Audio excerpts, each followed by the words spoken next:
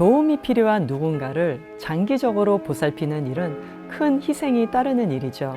하지만 그 희생을 알아주는 경우는 거의 없습니다. 도움이나 지원을 주는 경우도 거의 없지요. 그런데 고령화로 가고 있는 이 시대에 반드시 필요하지만 소홀히 대했던 이 분야를 주목하고 지원해온 이가 있습니다. 바로 로잘린 카터인데요. 오늘 영상에서는 그녀가 열정으로 일군 케어기버 지원 사업이 어떻게 시작되었는지 알아보고자 합니다.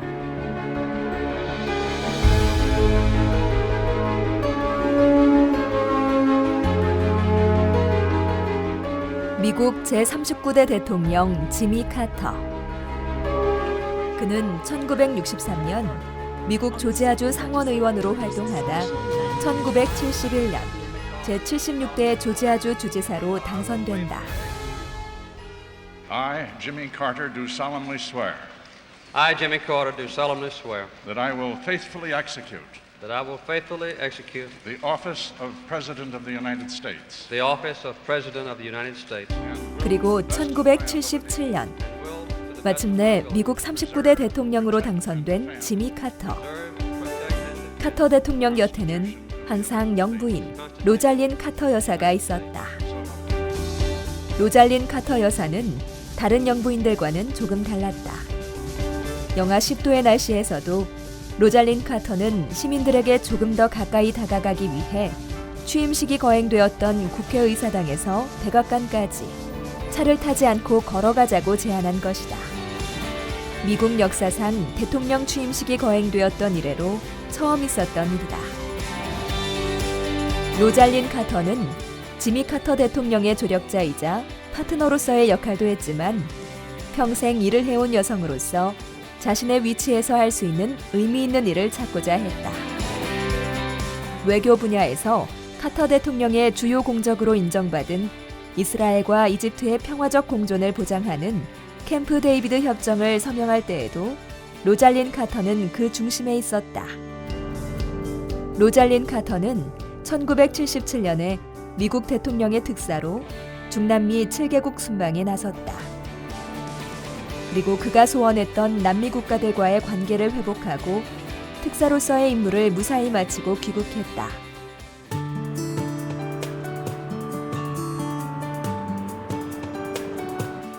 카터 대통령 퇴임 후 카터 부부는 애틀란타에 카터 센터를 세워 사회운동과 봉사활동에 힘쓰고 있다. 평화를 옹호하고 질병과 싸우며 희망을 건설한다. 질병과 싸운다는 것은 아프리카에서 기생충에 의해 발생하는 질병을 퇴치하는 것을 의미하고, 평화를 옹호한다는 것은 민주적 절차에 의해 지도자가 선출될 수 있도록 곳곳을 다니며 선거를 감독, 관리하는 것을 의미한다. 그렇다면 희망을 건설한다는 것은 과연 무엇이었을까? 로잘린 카터는 누구에게 희망이 필요하다고 생각했을까? 그 당시 아무도 관심 갖지 않았던 정신보건 분야. 그녀의 꾸준한 관심과 열정은 세상을 바꾸는 힘이 되었다.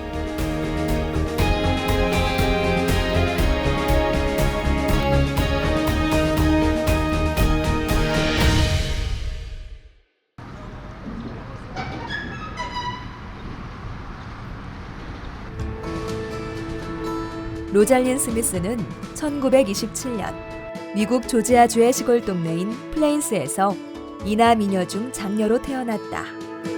아버지는 플레인스의 자동차 정비공으로 일했고 어머니는 양장점을 운영했다.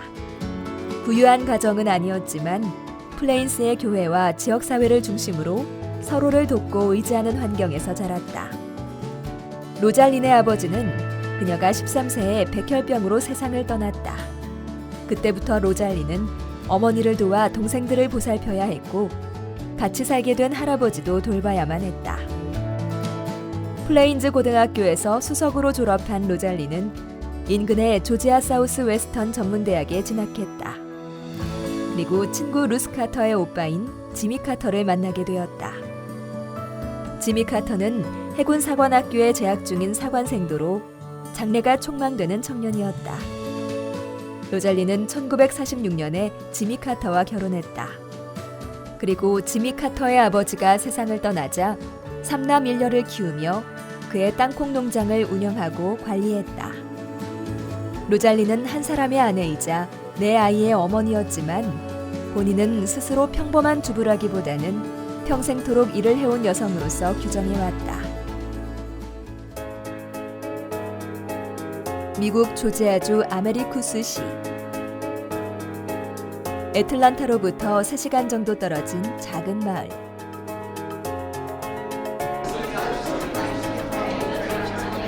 이곳은 매년 10월만 되면 미국 전역의 케어기빙 전문가들로 인산인해를 이룬다. 약 200명의 케어기빙 전문가들이 RCI 내셔널 서밋에 참가하기 위해서 모여든 것이다. RCI 내셔널 서밋은 가족 돌봄자와 전문 돌봄자를 지원하는 데 뜻이 있는 사람들이 1년에 한 번씩 모여 케어기빙에 대한 최신 연구, 교육, 실천 프로그램을 공유하고 토론하는 장이다. 그렇다면 왜 하필 이곳에서 이런 행사가 열리는 걸까?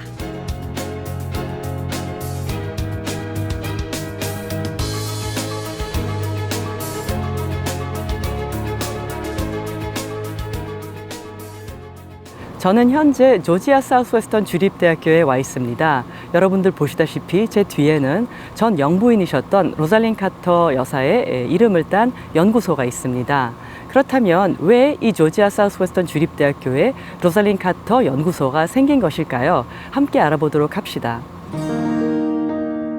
오래전부터 정신질환자를 사회적 약자로 인식했다는 로잘린 카터. 그녀는 왜 정신보건에 관심을 가지게 된 것일까? I became interested, I knew nothing about it, and I became interested campaigning for Jimmy the first time he ran for governor. He ran once and lost that time. But I never had campaigned, but we had 3 boys and 2 were old enough to vote, to drive. And they would go in different directions. Jimmy would go in another direction. I would go in another with my youngest son. And we just went across the state and just driving and stopping. We didn't have schedule. It was a very disorganized campaign. We got in late.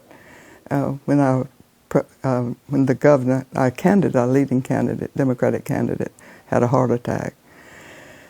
And every day, somebody asked me what my husband would do for a mentally ill family member if he was governor. And there had been a big expose of our Central State Hospital. We had a hospital for mentally ill people that had 12,000 people in it. It was built for 3,000. It was that way all over the country back then. And the big exposés were happening all over the country. And so I decided that I might like to work with mentally ill people. 당시 미국은 정신질환자의 탈시설화를 독려하고 있었다. 정신질환자들은 시설로부터 내몰아지고 가족으로부터 버림을 받아 길거리의 노숙자로 전락하고 말았다. 남은 시설은 수용인원 초과로 제대로 관리되지 않았다. 로잘린 카터 여사는 지미 카터가 주지사를 조지아주의 주지사를 했던 그 시절 때부터 정신보건에 대해서 굉장히 많은 관심을 가지고 탈시설화된 많은 정신질환자들이 어떻게 사회에 와서 다시 재적응을 하고 잘 살아갈 수 있을까에 대해서 많은 고민을 하면서 정부에서 그런 사람들을 지원해야 된다라는 목소리를 굉장히 강력하게 피력을 했습니다. At the end of a long campaign, I believe I know our people of this state as well as anyone could. 로잘린 카터는 정신질환자를 도와야겠다는 결심을 세우고 그로부터 5년 후인 1970년 결국 지미 카터는 조지아주 주지사로 당선, 정신질환 지원 제도를 구축한다. He took my hand and said, "What are you doing here?" I was supposed to be out campaigning. And I said, "I came to see what you're going to do with people with mental illness when you're governor of Georgia." He said, "We're going to have the best program in the world, and I'm going to put you in charge of it." 그 후 1977년 마침내 미국 대통령이 된 지미 카터. This is the greatest challenge that our country will face during our lifetime. 지미 카터는 대통령으로 취임하자마자 아내 로잘린 카터의 조언으로 정신보건 대통령 특별위원회를 발족하는데 로잘린 카터는 이 위원회의 상임위원으로 적극적인 활동을 했다.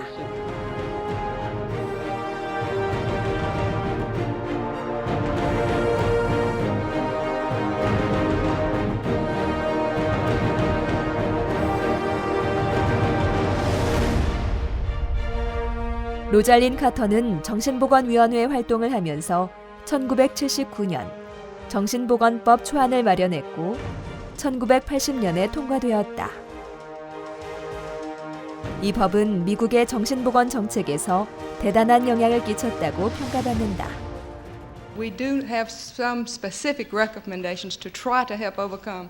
One is to speak out and get people talking about mental illness so that everybody in our country can realize that it's just an illness like any other illness. We've heard about the lack of adequate service. 지역 사회에서 정신보건 지원 체제를 세우고 재정 지원을 하는 것을 중심으로 정신질환의 치료에만 초점을 맞춘 것이 아니라 환자의 신체적 건강과 사회적 지원 서비스, 즉 복지와 연계해서 총체적인 지원을 받도록 한 것이다. 로잘린 카터는 정신질환자에 대한 치료와 사회 서비스 체제를 마련함으로써 정신질환자들이 이를 수치스럽게 여기지 않고 실질적인 도움을 받으면서 치료를 할 수 있는 방법을 모색한 것이다. 하지만 이 법은 후임 레이건 대통령 때 다시 거둬지게 된다. 그 이유는 레이건 대통령이 취임하자마자 예산협상법에 서명을 하는데 결국 예산삭감이라는 명목으로 정신보건법을 폐지한다. 법이 바뀌면서 정신질환자들에 대한 국가의 복지가 한 30년간 그대로 정체가 되는 그런 그 미국으로서는 특히 선진국으로서는 참 수치스러운 그런 이제 일이 벌어지게 되는데요. 만약에 지미 카터 대통령이 계속 4년 동안 더 임기가 연장이 되었거나 했으면 조금 더 이런 법들이 뿌리를 더 내리고 더 많은 정신질환자들한테 도움을 줬겠죠. 그러던 중 카터 부부의 모교인 조지아 사우스 웨스턴 대학교에서 인간발달센터를 만드는데 로잘린 카터의 명의를 붙이고자 그녀에게 제안했다. 이에 로잘린 카터는 그 센터를 케어기버에 초점을 맞추는 것이 어떻겠냐고 다시 제안한다. 케어기빙과 케어기버의 개념조차 확립되지 않았던 그 시절, 그녀는 왜 그런 제안을 했을까? I know firsthand the demands of caregiving. When I was 12 years old, my father became terminally ill with leukemia. I was one of 4 children, and as the oldest and a daughter, my mother, 34 years old, depended on me to help her. Long after my father died, my grandmother died, and my grandfather came to live with us. He was 74 years old and lived to be 94. Bedridden the last few years of his life. More recently, I witnessed the importance of caregiving as Jimmy's mother, brother, and 2 sisters struggled with cancer. All of them died since we came home from the White House. Well, you can see I've had plenty of opportunities to appreciate the many dimensions of caregiving. 그렇다면 로잘린 카터가 생각하는 케어기빙과 케어기버란 무엇일까? Caregivers are lay caregivers, informal caregivers, it's called different things. But a caregiver, a family caregiver, is, I would say, is a person who cares for somebody who needs help, a family member, a friend sometimes. And it could be an hour or 2 a day.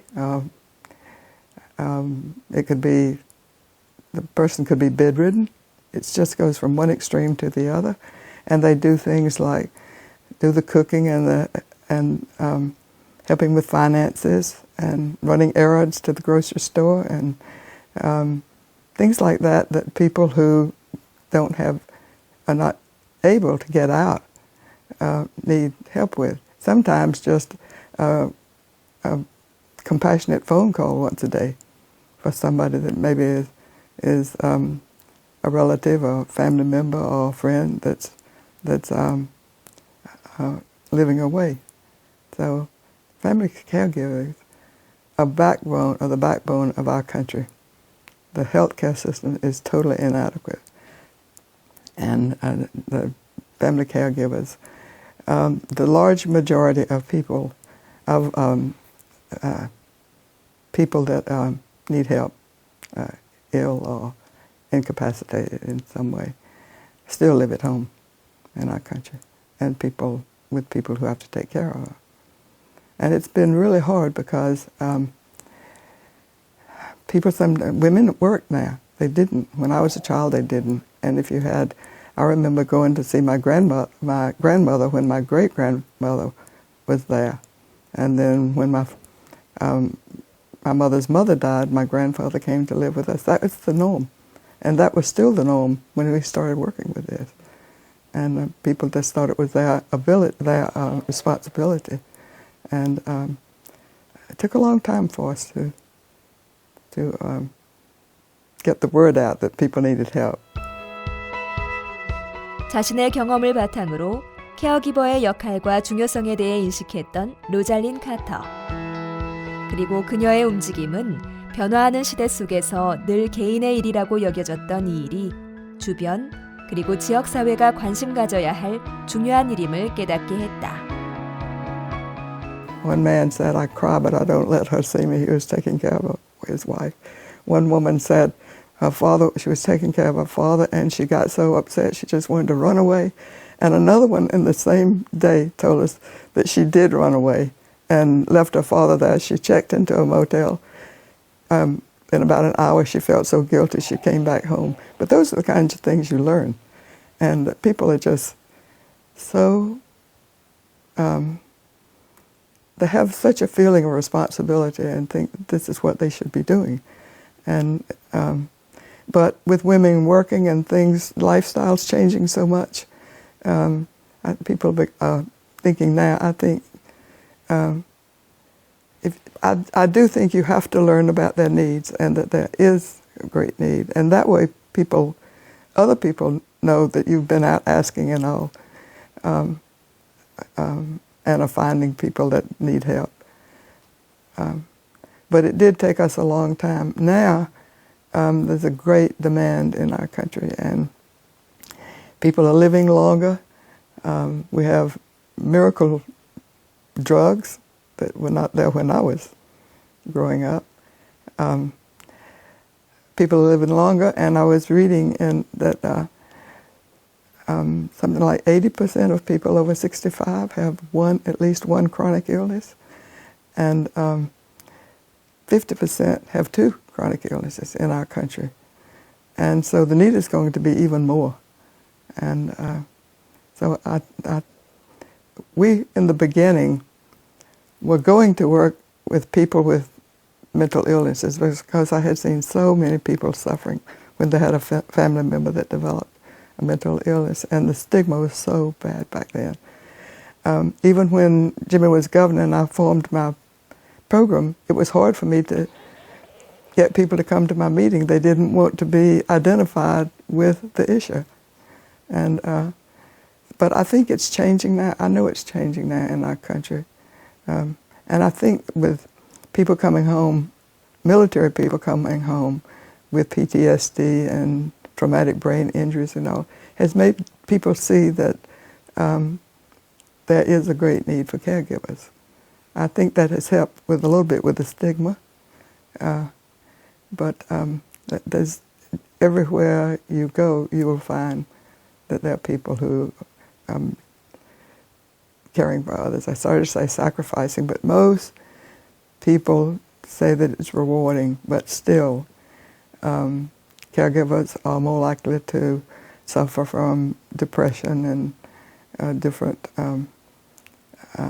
well, the first thing we learned was that if the caregiver does not take care of herself or himself, the quality of the care they give is diminished. And so caregivers, you cannot imagine when I wrote a book and when I went on that first book tour, every time I had an interview, somebody in the studio would say, well, I'm taking care of my mother, I'm taking care of a friend.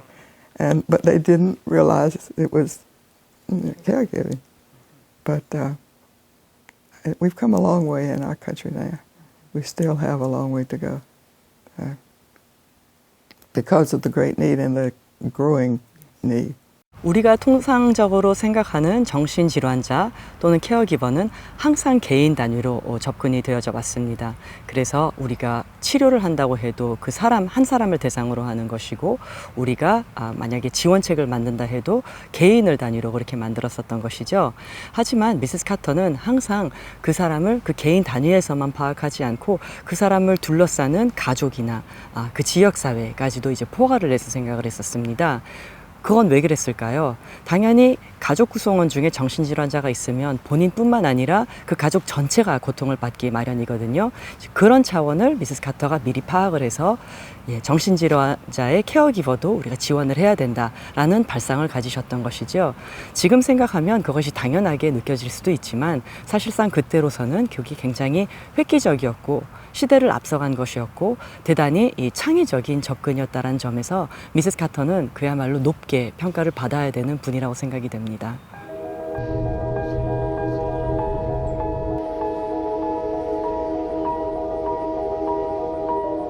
1987년 로잘린 카터의 제안으로 드디어 조지아 사우스 웨스턴 대학교에 케어버를 지원하기 위한 RCI 연구소를 설립한다. 자신의 고향인 플레인즈에서부터 케어기빙 활동을 시작한 카터 부부.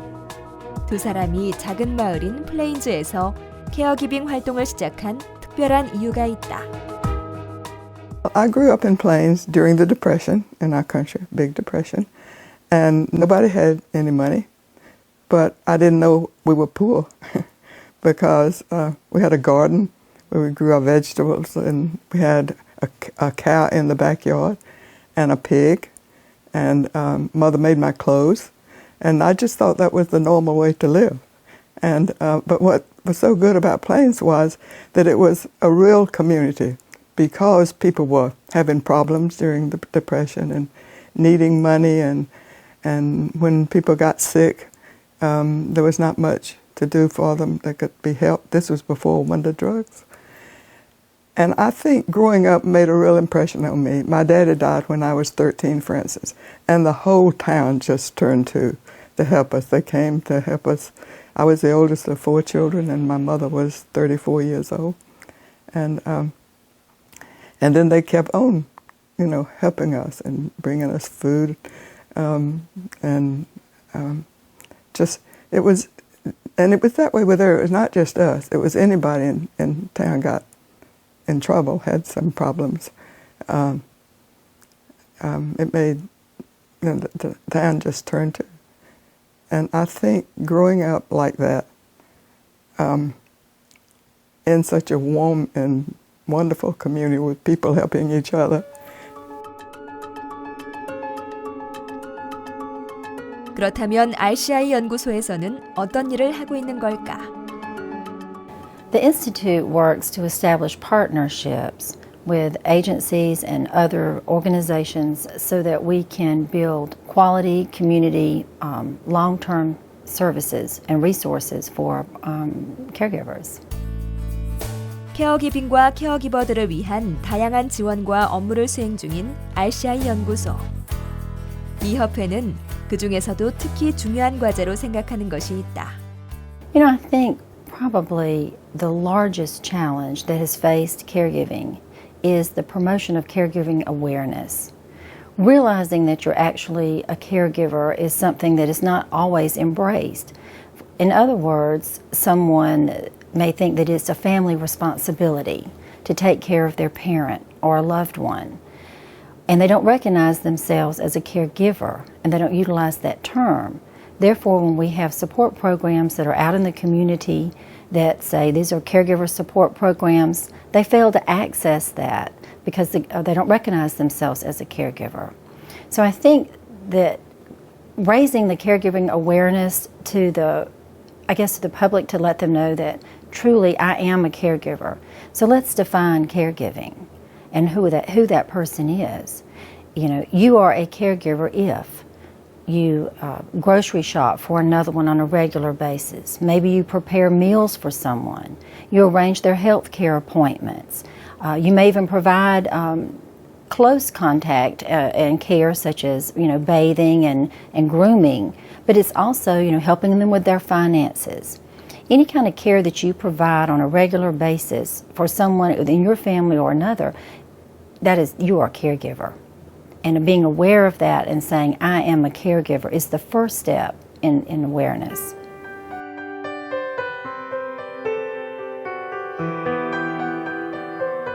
그 밖에도 RCI 연구소는 우수한 케어기빙을 위해 전문 교육 시설도 갖추고 있다는데. Well, again, several reasons for that. Education is one of the pillars, one of the great goals of the Rosalynn Carter Institute. So it makes sense that we would offer education on several different levels. The training center really was born out of our translational research work that we did.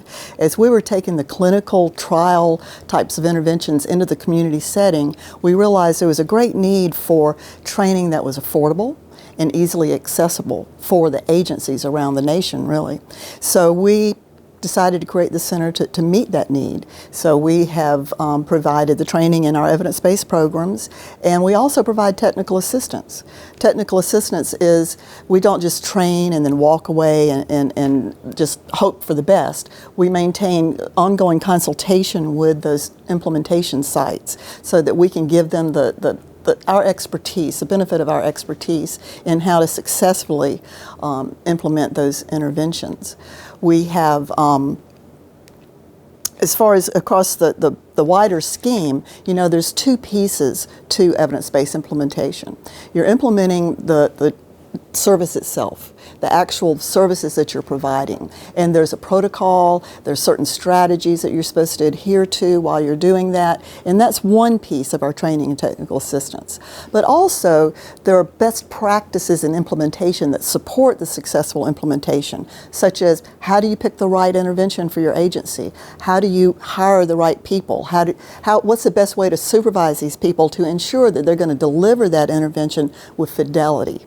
So that's all part of that package. The wider scheme is to make it more available for dissemination and also do all that we can do to ensure the success. Because ultimately, most of these programs are being implemented with short period funding. So by using these best practices, we really hope to be able to embed them in the agencies to ensure their sustainability. 이러한 RCI 연구소의 활동과 지원은 케어기버들에게 많은 변화를 가져왔다. I guess the most rewarding aspect of working here is the opportunity to make a difference in somebody's life. I had a caregiver once tell me, being on the caregiver journey, being a caregiver was not something I ever wanted to be. It was a role that was thrust upon me. And the journey was hard. But she said, you know what, that journey can be navigated if you have the right support, if you have the caregiver support to help you get through it. And I guess I just really enjoy being part of that support that we can provide and reach out to others to establish those partnerships and those programs wherever across the world globally, so that we can enhance people's lives, make it possible to live as you age where you want to in your home, and not have to leave it and let you stay with your loved ones. So I think it's making that difference and being part of that journey that makes it rewarding for me. 작은 마을 플레인즈에서 시작된 케어기빙을 위한 지원 활동은 이제 지역사회, 전국 단위로 파트너십을 구축하고 미국 전 지역으로 뻗어나가고 있다. 치매에 걸린 아내를 1년 넘게 돌보다가 아내를 숨지게 한 70대 남편이 항소심에서도 중형을 선고받았습니다. 김태윤 기자가 보도합니다. 2년 전 70살 황모 씨의 부인은 뇌출혈로 쓰러져 몸을 잘 가누지 못하게 됐습니다. 설상가상으로 치매까지 걸리자 황 씨는 부인을 데리고 1년 5개월간 요양병원을 전전했습니다. 자식들에게 짐이 되기 싫어 병원을 찾았지만 병간 후에 지친 황 씨는 극단적인 선택을 했습니다. 부인을 살해한 뒤 자신도 목숨을 끊으려 했지만 실패해 재판에 넘겨졌습니다. 케어기빙에 대한 교육과 케어기버를 위한 지원이 부족한 대한민국의 현실. 그런 우리나라에 특별한 일이 일어난다. 바로 2009년 4월, 국내 최초로 조지아 사우스 웨스턴 대학교와 고려 사이버 대학교가 공동 협약을 체결한 것이다.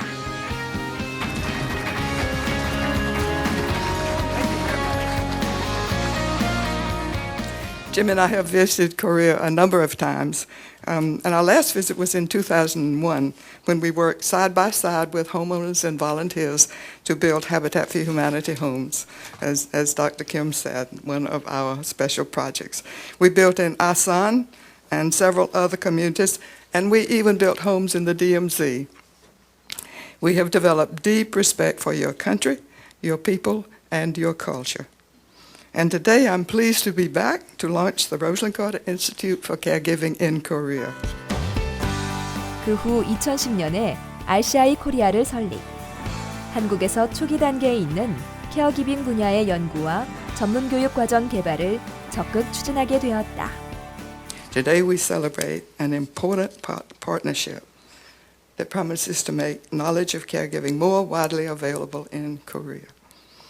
The partnership between RCI and CUK will put valuable information in the hands of family caregivers, social service and healthcare professionals, government and agency leaders. And thanks to technology, caregivers can learn online. And for family caregivers, to be able to learn at home is going to be a real blessing. At RCI, we have worked for more than 20 years to better understand and support the work of caregivers. In this project, RCI and CUK will work together to develop new curricula that will be taught both in the United States and in Korea. The curriculum will build on our experiences of teaching in the United States. Each course will integrate a cross-cultural perspective so that the entire curriculum approaches caregiving as a global challenge. We believe this will be the first international curriculum in caregiving. The partnership we begin today is one further step forward in supporting family and professional caregivers, and we are pleased to be entering into this partnership with CUK. I am confident it will have a significant impact in both your country and mine. Thank you. 2010년 3월, 고려 사이버 대학교는 미국 로잘린 카터 케어기빙 연구소와 함께 개발하기로 한 케어기빙 전문교육과정 개발에 착수. 교육과정의 첫 번째 강의로 케어기빙의 기초가 개설됐다. 이 강의에 434명의 수강자가 몰렸는데 이는 학생들의 케어기빙에 대한 관심을 엿볼 수 있었다. 그리고 2011년 9월에는 미국 로잘린 카터 연구소 관계자들이 직접 한국을 방문해 CFI, CFM 진행자 양성 워크숍에 참석했다. 2016년에는 이사이슴 소장과 게일 알스턴 교육팀장은 고려 사이버 대학교를 직접 방문해 케어기빙 실천론 강의에서 최근의 케어기버 지원 실천 프로그램을 소개하기도 했다. I'm Dr. Lisa Eason from the Rosalind Carter Institute on Caregiving. And today we're going to be talking about evidence-based caregiver support interventions, and we're going to focus specifically on the BRI care consultation. 이후에도 고려 사이버 대학교는 미국 로잘린 카터 연구소와 꾸준히 교류, 케어기버의 여정, 케어기빙의 도전과 보상, 케어기빙 실천론을 개설하며 케어기빙 전문교육과정 공동개발에 힘쓰고 있다. 현재까지 케어기빙 전문교육과정을 수료한 학생은 총 715명으로 곧 30명의 학생이 수료를 앞두고 있다. So join me now, though. I want you to welcome the most important person in our audience tonight, former First Lady Rosalind Carter. It's so wonderful to hear from the caregivers, their stories, the Dole fellows, Elizabeth Dole. 여전히 정신보건과 케어기빙에 힘쓰고 있는 로잘린 카터. 그녀는 매년 열리는 RCI 내셔널 서밋에도 빠지지 않고 참석한다. Georgia Southwestern's interim president, Dr. Charles Patterson, and his wife, Colleen. The Rosalind Carter Institute board members who continually support the RCI, please stand.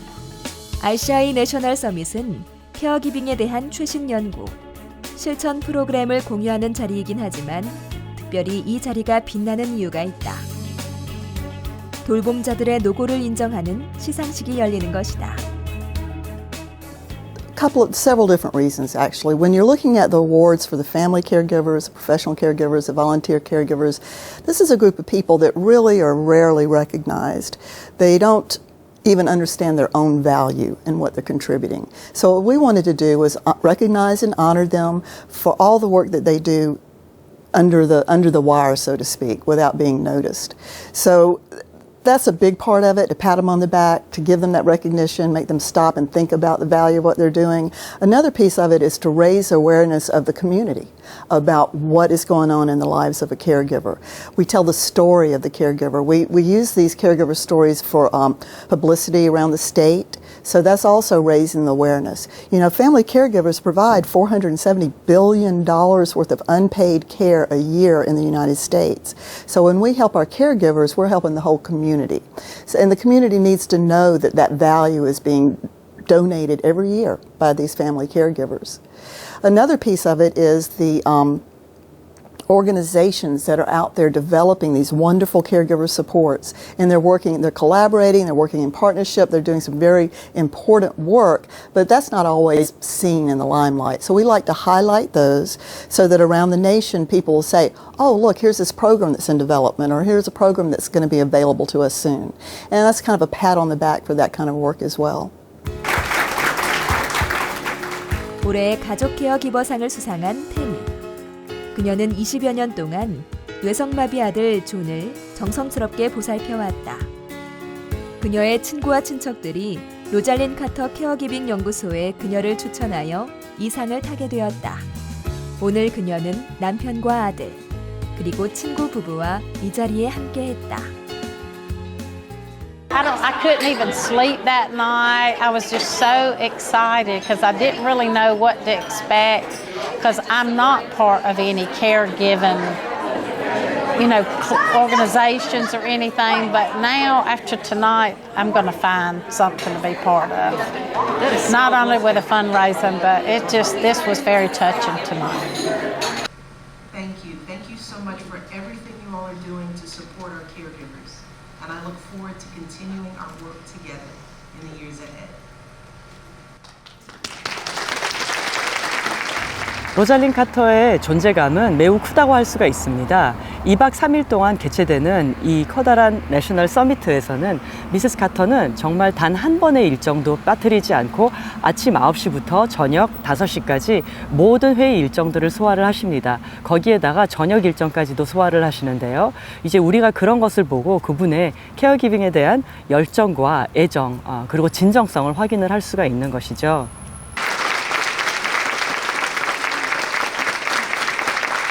And I appreciate that message from Michelle. When Michelle and Jill finally put out a message about what they were going to do for veterans, I read it and sent her a message and said, you left something out. You didn't include caregivers, and that's so important because we'd already been working with the Georgia National Guard and had seen 네, 각자 참석자들 모두가 마음속에 그런 케어기버를 위한 진정성이 있기 때문에 때로는 회의장이 눈물 바다가 되고 또 서로를 격려하고 또 더 잘해보자라는 그런 기운들이 계속 이제 여기서 발산이 되는데요. 미세스 카터가 결국 세상을 바꾸는 힘은 바로 그런 소프트 파워를 정말 마음 깊은 곳에서 우러나서 이렇게 발산을 할 수 있는 분이시기 때문에 가능한 것 같습니다.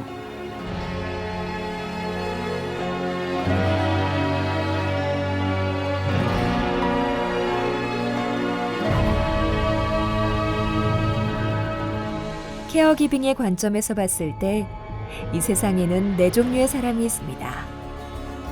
과거의 케어기버였던 사람, 현재 케어기버인 사람, 앞으로 케어기버가 될 사람, 앞으로 케어기버가 필요할 사람. 우리는 이 세상에 살아가면서 언젠가 이 네 가지 역할 중 최소한 하나에 해당되게 됩니다. 그 어떤 사람도 케어 없이는 살아갈 수 없습니다. 케어는 소중합니다. 케어기버야말로 이 세상의 영웅인 것입니다.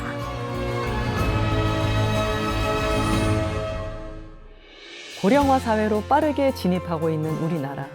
우리 주위에도 케어기버들이 많습니다. 하지만 지금까지 케어기버에게 그 어느 누구도 관심을 가져주지 않았지요. 그러나 케어기버가 없는 케어기빙은 과연 가능할까요? 루살린 카터는 누구나 다 케어기버가 될 수 있고 또 언젠가 케어 리시버가 될 수 있다는 그 평범한 진실을 우리에게 깨우쳐 주었습니다. 케어기버에 대한 관심과 보살핌, 그리고 전문적인 시스템의 구축이 절실히 필요한데요. 그녀가 평생을 걸쳐 보여준 케어기버에 대한 관심과 열정을 이젠 우리도 이어받아야 할 때입니다.